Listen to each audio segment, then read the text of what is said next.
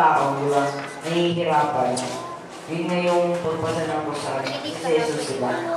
Yung mga pagpapayro sa akin, hindi naman siya reklamo kahit sobrang. Pero ang isang tao, nahihirapan lang ng kahit kaya niya pa, yung nagre-reklamo niya.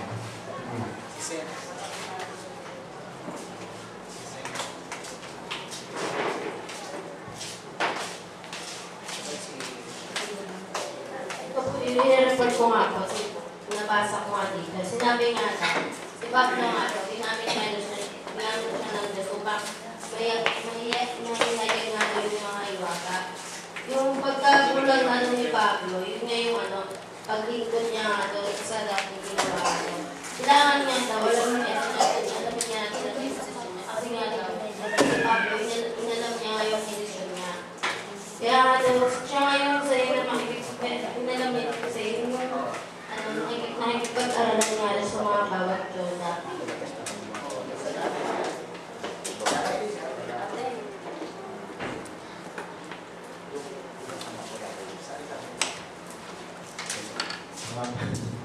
Okay. Sorry. Mr. Maris, kanan. Tayo niyo yung plug ng mga nanay.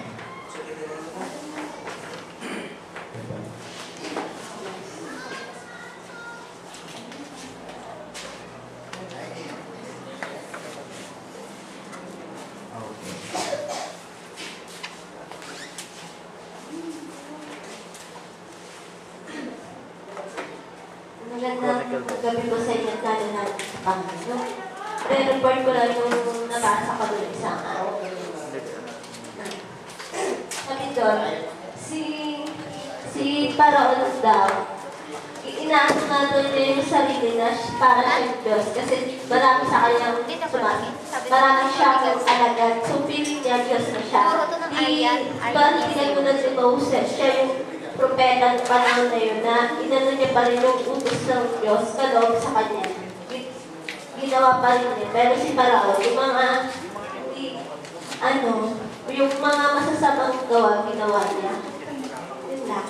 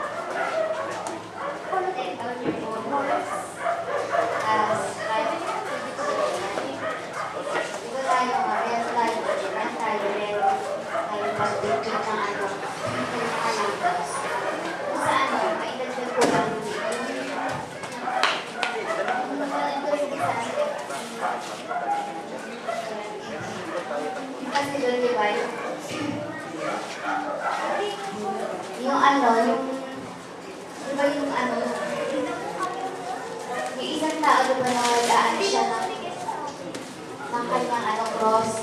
Habang naglalakad siya, parang habang naglalakad siya, parang siya rin lang kasi ang bigat-bigat ng cross ng dala-dala niya. Tapos dahil sa karingan mo niya, sabi niya, Panginoon, bawasan niya naman po yung dala-dala ng cross. So yung ginawa niya at lumakad po yung panahon, nagalitan na naman siya kasi niliyakan siya. Kaya humili siya sa Panginoon at pinawasan naman ng Panginoon yung cross. So napakasaya niya nung nabawasan, sabi niya, thank God. Pero yung cross na dala-dala niya, diba?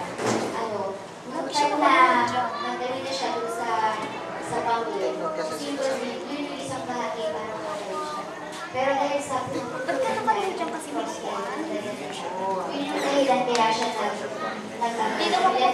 siya nag-iwan siya. Hindi siya nakatawag sa kabila.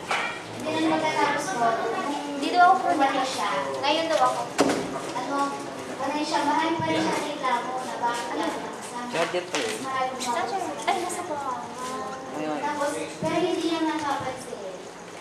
Sa bahay, wait lang. Tapos na. Robot na ba ito?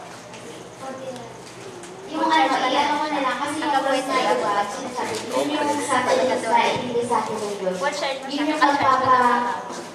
ano yun? Ako, wala sa posisyon.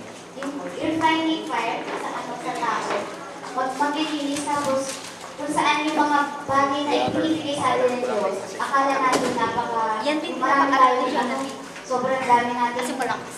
Reklamo, hindi, reklamo. Mareklamo kasi tayo, bilang tao.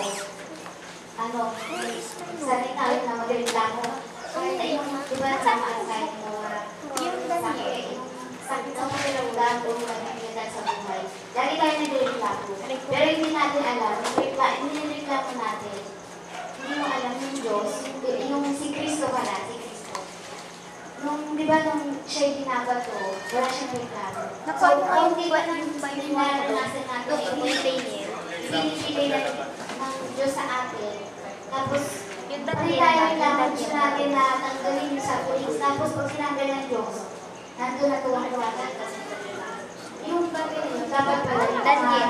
katulad sa training, di ba? Yung black. Kapag nag-ano tayo, kumbaga, lagi tayo may reklamo, ayaw na natin sa mga pagkaisa. Ayun ako, nandyan yung Hirapan tayo. Pero yung bagay pala na yun, kung hindi mo pagtutuunan ng pansin, tapos hindi mo lalakalan, bakit di pa rin yung isang bagay na para Sinong tao sa inyo?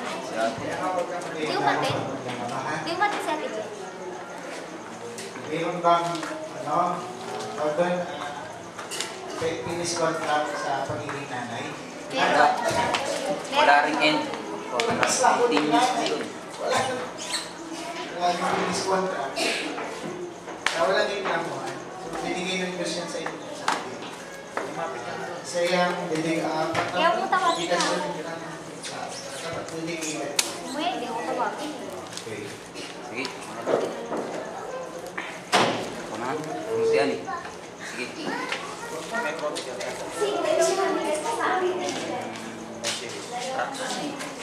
Hindi, ano to, Hold.